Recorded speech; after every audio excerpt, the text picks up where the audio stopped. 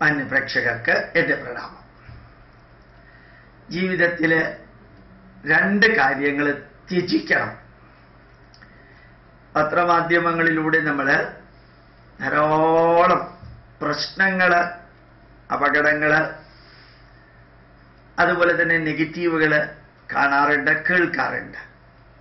ധാരാളം കാണാറും കേൾക്കാറുണ്ട്. ഇതിൻ്റെ എല്ലാത്തിൻ്റെയും പുറകിലുള്ള മൂലകാരണം, റൂട്ട് കോസ്, മൂലകാരണം എന്താണെന്ന് വെറുതെ ചിന്തിച്ച് നോക്കാം. കൃത്യമായിട്ട് മനസ്സിലാവും. രണ്ടെണ്ണം. ഒന്ന് അത്യാഗ്രഹം, രണ്ട് വാശി അല്ലെങ്കിൽ പക. കാമയേഷ ക്രോധയേഷ. അത്യാഗ്രഹം.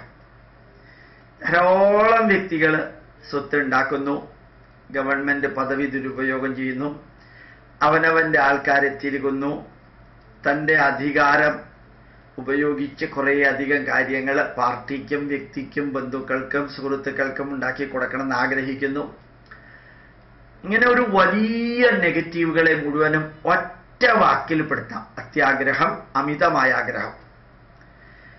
പിന്നെ വേറൊന്ന്, ഇത്രയും കൊലയും കൊള്ളിവെപ്പും എല്ലാം സിനിമാ നടിയെ തട്ടിക്കൊണ്ടുപോകൽ ഉൾപ്പെടെയുള്ളത്, അല്ലെങ്കിൽ 52 വെട്ട് വെട്ടിയത്, അതല്ലെങ്കിൽ കൊലപാതകം, ഹരാസ്മെന്റ്, ഫോൺ വിളിച്ച് പക വീട്ടിയത്, ഇങ്ങനെയുള്ള കുറേ കാര്യങ്ങൾ വാശിയുടെ പുറത്താണ്. വാശിയുടെ പുറത്ത് സംഭവിക്കുന്നതാണ്. ഇപ്പൊ കാമയേഷ ക്രോധയേഷ രണ്ടെണ്ണം, രജോ ഗുണ സമുദ്ഭവ. അതാണ് ഒരു മനുഷ്യന്റെ നന്മകളെല്ലാം നശിപ്പിക്കുന്നത്.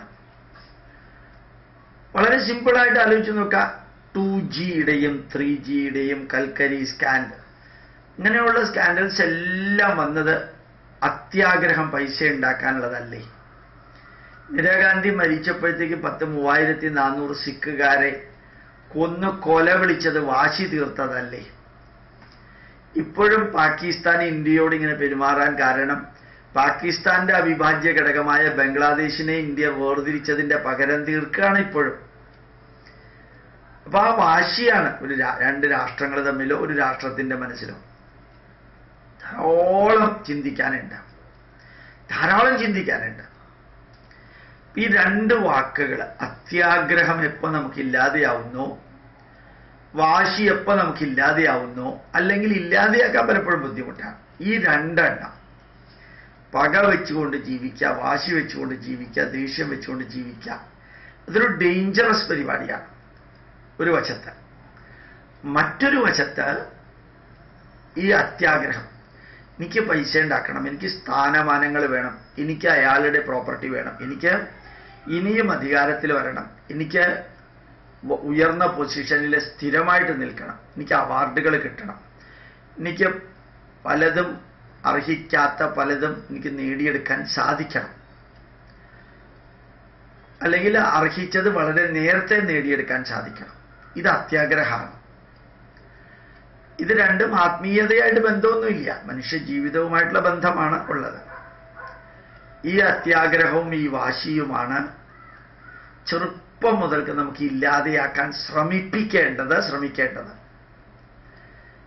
നിനക്ക് ആവശ്യമുള്ളത് നീ ഉണ്ടാക്കിക്കോ, ദാറ്റ്സ് ഓൾ.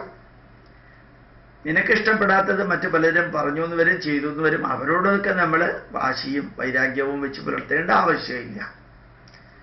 അവർക്ക് അതിൻ്റെ സ്വാതന്ത്ര്യമുണ്ട്, നമുക്ക് നമ്മുടെ സ്വാതന്ത്ര്യമുണ്ട്. നമുക്ക് ആവശ്യമുള്ളത് ഉണ്ടാക്കാനുള്ള സ്വാതന്ത്ര്യമുണ്ട്. ഈ രീതിയിൽ കാഷ്വലി സിമ്പിളായിട്ട് കാര്യങ്ങൾ പറഞ്ഞു കൊടുത്താൽ, ഉപദേശിച്ചു കൊടുത്താൽ ഈ അത്യാഗ്രഹവും വാശിയും നമുക്ക് ഇല്ലാതെയാക്കാൻ സാധിക്കും. എല്ലാ മനുഷ്യരുടെ മനസ്സിലും അത്യാഗ്രഹം ഉണ്ട്. ആലോചിച്ച് നോക്കുക, ഇത്രയും അധികം ലോട്ടറി ടിക്കറ്റ് കുംഭകോണം വന്നത് അത്യാഗ്രഹമല്ലേ? ഈ ഗവൺമെന്റ് ലാൻഡ് കയ്യേറിയത്, പ്രത്യാശയുടെ ചിഹ്നമായിട്ടുള്ള കുരിശ് വെച്ചിട്ട് കയ്യേറിയത് അത്യാഗ്രഹമല്ലേ? അവനവന്റെ ആൾക്കാരെ മന്ത്രിയാക്കിയും ഗവൺമെന്റ് ഉദ്യോഗം കൊടുത്തതും അത്യാഗ്രഹമല്ലേ? അവനവന്റെ ആൾക്കാർക്ക് കുറെ അധികം സഹായം ചെയ്യാം, മറ്റുള്ളവർക്ക് വേറെ രീതിയിൽ സഹായം ചെയ്യാതിരിക്കുക, അത്യാഗ്രഹമല്ലേ അത്? അപ്പോൾ ഈ അത്യാഗ്രഹത്തിന്റെ ലിമിറ്റ് നോക്കുക. ഒരു 1000 രൂപ നിങ്ങൾ ഒരു സ്ഥലത്ത് ഡെപ്പോസിറ്റ് ചെയ്താൽ ഉടനെ 2000 രൂപയുടെ സാധനം കിട്ടും. അപ്പൊ ആദ്യം സ്ലോ ആയിരിക്കും, പിന്നെ എല്ലാവരും ഇടിച്ചു കയറും. 1000 രൂപയുടെ 1000 രൂപ കൊടുത്ത് 2000 രൂപയുടെ കിട്ടുമെങ്കിൽ അത് വലിയ ഭാഗ്യമല്ലേ?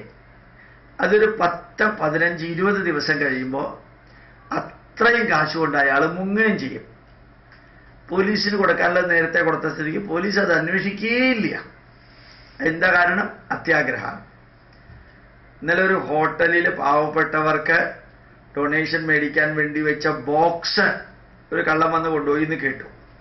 CCTVയിൽ നിന്ന് അത് പിടിച്ചു. അതായത് അത്യാഗ്രഹമല്ലേ അത്?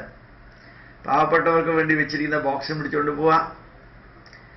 അങ്ങനെ ജീവിതത്തിൽ ഓർമ്മിക്കാനുള്ളത് ഏതൊന്നാണോ നമുക്ക് അർഹിക്കാത്തത്, നമുക്ക് വേണ്ടാത്തത്, നമുക്ക് കിട്ടേണ്ട ആവശ്യമില്ലാത്തത്, നമുക്ക് ഉണ്ടെങ്കിലും പ്രയോജനം ഇല്ലാത്തത്, അതിനൊക്കെ നമുക്ക് വേണമെന്ന് തോന്നലുണ്ടാവാതിരിക്കാം. പിന്നെ മക്കൾക്ക് 2 തലമുറയും 3 തലമുറയും ഒക്കെ കഴിയാനുള്ളത് ഇങ്ങനെ ഉണ്ടാക്കി കൊടുക്കുക. അതൊന്നും വേണ്ട. അവർ നമ്മളെക്കാൾ ഭംഗിയായിട്ട് അവർ ജീവിക്കും. നമ്മൾ ഭംഗിയായിട്ട് ജീവിക്കാനുള്ളത് മാത്രമേ ഉണ്ടാക്കി, ബാക്കിയുണ്ടെങ്കിൽ അവർ കൊടുക്കാം. ഇതൊക്കെ മക്കളുടെ 4 തലമുറയ്ക്ക് വെറുതെ ഇരുന്ന് ഭക്ഷണം കഴിക്കണം. ഞാൻ വളരെയധികം ദുഃഖിച്ചിട്ടാണ് ജീവിച്ചത്. എൻ്റെ മക്കൾക്ക് ദുഃഖം ഉണ്ടാവരുത്, അതുകൊണ്ട് ഞാൻ കുറേ രാപ്പകൽ കഷ്ടപ്പെട്ടിട്ട് ഉണ്ടാക്കുകയാണ്. ചുരുക്കം പറഞ്ഞാൽ അത്യാഗ്രഹമാണ്. അതേപോലെയാണ് വാശി. അവനേക്കാൾ കൂടുതൽ എനിക്ക് വേണം, അവനേക്കാൾ ഉയർന്ന നിലവാരത്തിൽ ഞാൻ ഉണ്ടാവണം, അവനേക്കാൾ എന്നെക്കുറിച്ച് ലോകം അറിയണം, അവനേക്കാൾ ഞാൻ വ്യത്യസ്തനായിരിക്കണം. ഗുഡ് ക്വാളിറ്റിയിലല്ല, വേറെ ചില ക്വാളിറ്റിയിലാണ്. അതിനെയാണ് വാശി പലപ്പോഴും ഉപയോഗിക്കുക. അപ്പൊ ഇത് രണ്ടും നമ്മുടെ ജീവിതത്തിൽ കുറയ്ക്കാൻ സാധിച്ചാൽ ജീവിതത്തെ സുഖമാക്കാനും സൗഖ്യത്തിലെത്തിക്കാനും സാധിക്കും. പ്രണാമം, നമസ്കാരം.